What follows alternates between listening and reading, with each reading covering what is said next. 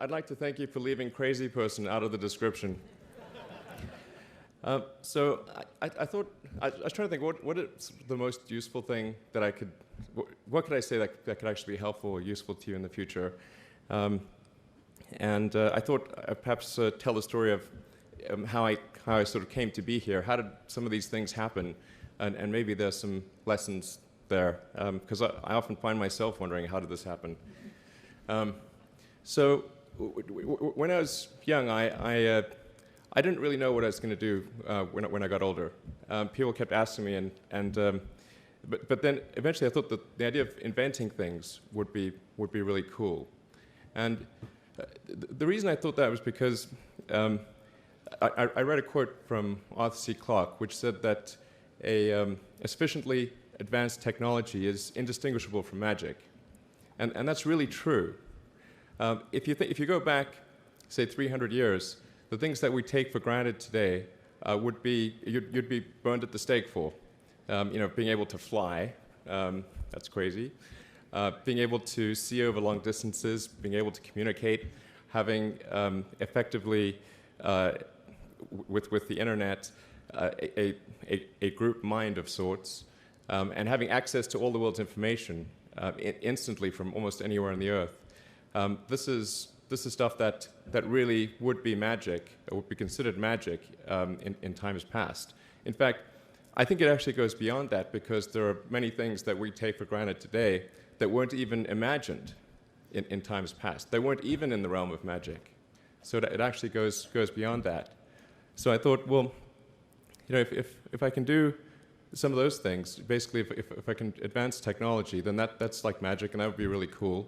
And I also had sort of a slight existential crisis, because I was trying to figure out what does it all mean? Like, what's the purpose of things? And I came to the conclusion that if we can advance the knowledge of the world, if we can do things that expand the scope and scale of consciousness, then we're better able to ask the right questions and become more enlightened, and that's really the only way forward. So I studied physics and business, because I figured in order to do a lot of these things, you need to know how the universe works, and you need to know how the economy works. And you also need to be able to bring a lot of people together to work with you to create something, because it's very difficult to do something as an individual if it's a significant technology. So I originally came out to California to try to figure out how to improve the energy density of electric vehicles, basically to try to figure out if there was an advanced capacitor that could serve as an alternative to batteries. And that was in '95, and that's also when the internet started to happen. And I thought, well, I can either pursue this technology where success may not be one of the possible outcomes, which is always tricky, or participate in the internet and be part of it. So I decided to drop out. Now, obviously, fortunately, we're past graduation, so I can't be accused of recommending that to you. So did some internet stuff. Did a few things here and there. One of which was PayPal. And I think maybe it's helpful to say one of the things that was important then in the creation of PayPal was kind of how it started, because initially, the initial thought was with PayPal was to create an agglomeration of financial services, so to have one place where all of your financial services needs would be seamlessly integrated and work smoothly. And then we had like a little feature which was to do email payments, and whenever we'd show the system off to someone, we'd show the hard part, which was the agglomeration of financial services, which was quite difficult to put together. Nobody was interested. Then we'd show people email payments, which was actually quite easy, and everybody was interested. So this is, I think it's important to take feedback from your environment. You want to be as closed loop as possible. So we focused on email payments and really try to make that work, and that's what really got things to take off. But if we hadn't responded to what people said, then we probably would not have been successful. So it's important to look for things like that and focus on them when you see them, and you correct your prior assumptions. And then going from PayPal, I thought, well, what are some of the other problems that are likely to most affect the future of humanity? It really wasn't from the perspective of what's the rank-ordered best way to make money, which is okay, but it was really what I think is going to most affect the future of humanity. So I think the biggest terrestrial problem we've got is sustainable energy, but the production and consumption of energy in a sustainable manner. If we don't solve that this century, we're in deep trouble. And then the other one being the extension of life beyond Earth to make life multiplanetary. So that's the basis for the latter is the basis for SpaceX, and the former is the basis for Tesla and Solar City. And when I started SpaceX, initially I thought that, well, there's no way one could possibly start a rocket company. I wasn't that crazy. But then I thought, well, what is a way to increase NASA's budget? That was actually my initial goal. So I thought, well, if we can do a low-cost mission to Mars, something called Mars Oasis, which would land seeds with seeds and dehydrated nutrient gel, and you hydrate them upon landing, and then you'd have this great sort of money shot of green plants on a red background, and the public tends to respond to precedents and superlatives, and this would be the first life on Mars, the furthest that life's ever traveled, as far as we know. And I thought, well, that would get people really excited, and therefore increase NASA's budget. So obviously, the financial outcome from such a mission would probably be zero. So anything better than that was on the upside. So I actually went to Russia 3 times to look at buying a refurbished ICBM. Because that was the best deal.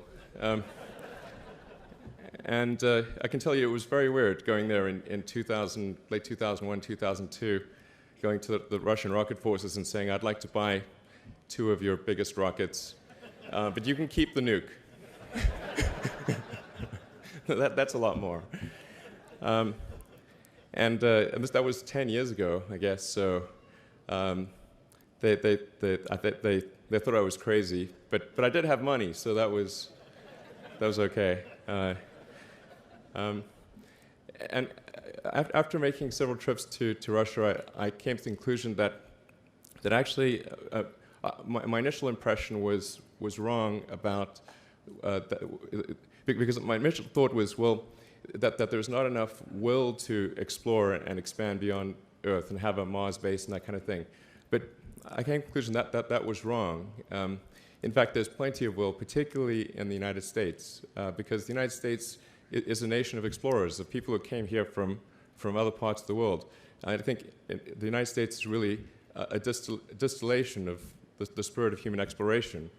So, but if people think it's impossible, then, or it's going to completely break the federal budget, then they're not going to do it. So after my 3rd trip, I said, okay, well, what we really need to do here is try to solve the space transport problem, and started SpaceX. This was against the advice of pretty much everyone I talked to.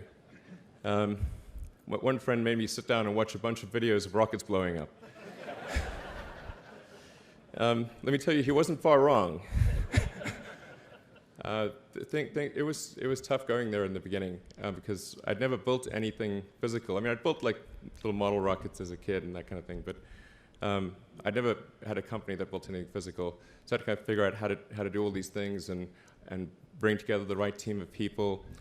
And And so we did all that and then failed 3 times. It was tough going. Because the thing about a rocket is that the passing grade is 100%. You don't get to actually test the rocket in the real environment that it's going to be in. So I think the best analogy for rocket engineering is like if you want to create a really complicated bit of software, you can't run the software as an integrated whole, and you can't run it on the computer it's intended to run on. But the first time you put it all together and run it on that computer, it must run with no bugs. That's basically the essence of it.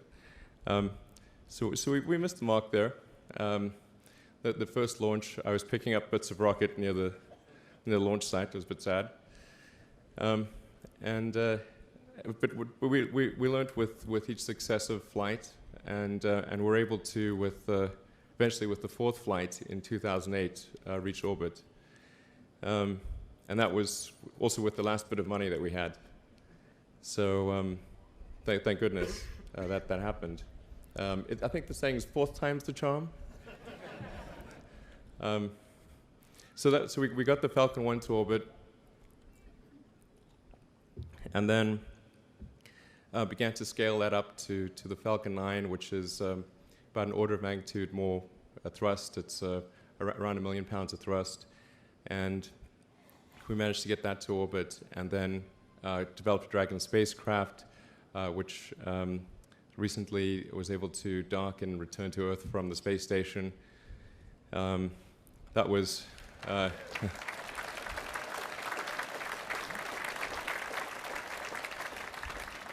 Thanks. That was a white-knuckled event. Yeah, it's a huge relief. Still can't quite believe it actually happened. But there's a lot more that must happen beyond this in order for humanity to become a spacefaring civilization, ultimately a multi-planet species. And that's something I think it's vitally important, and I hope that some of you will participate in that, either at SpaceX or at other companies, because it's just really one of the most important things for the preservation and extension of consciousness. I mean, it's worth noting, as I'm sure people are aware, the Earth has been around for 4 billion years, and civilization, at least in terms of having writing, has been around for 10,000 years, and that's being generous. It's really it's somewhat of a tenuous existence that civilization and consciousness, as we know it, has been on Earth, and I think.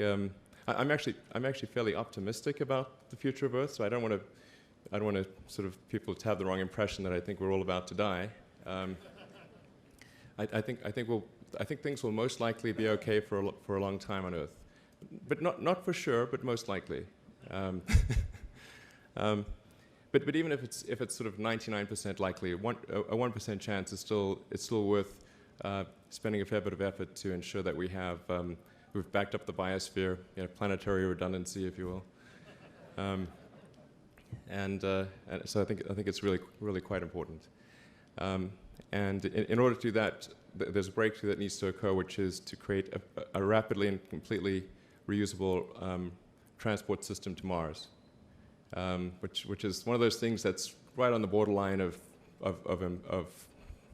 impossible. But that's sort of the thing that we're going to try to achieve there with SpaceX. And then on the Tesla front, the goal with Tesla was really to try to show that what electric cars can do, because people had the wrong impression. We had to change people's perception of an electric vehicle, because they used to think of it as something that was slow and ugly and had low range, kind of like a golf cart. So that's why we created the Tesla Roadster, to show that you can be fast, attractive, and long range. And it's amazing how, even though you can show that something works on paper, and the calculations are very clear, until you actually have the physical object and they can drive it, it doesn't really sink in for people. And so that I think is something worth noting. If you're going to create a company, the first thing you should try to do is create a working prototype. Everything looks great on PowerPoint. you can make anything work on PowerPoint. But if you have an actual demonstration article, even if it's in primitive form, that's much, much more effective for convincing people. So, we made the Tesla Roadster, and now we're coming out soon with the Model S, which is a four-door sedan. Because after we made the Tesla Roadster, people said, oh, sure, we always knew you could make a car like that. It's an expensive car, and it's low volume, and it's small and all that, but you couldn't make a real car. Like, okay, fine, we've got to make that too. So that's coming out soon. Yeah, so that's the, I think the where things are, and hopefully there are some lessons to be drawn there.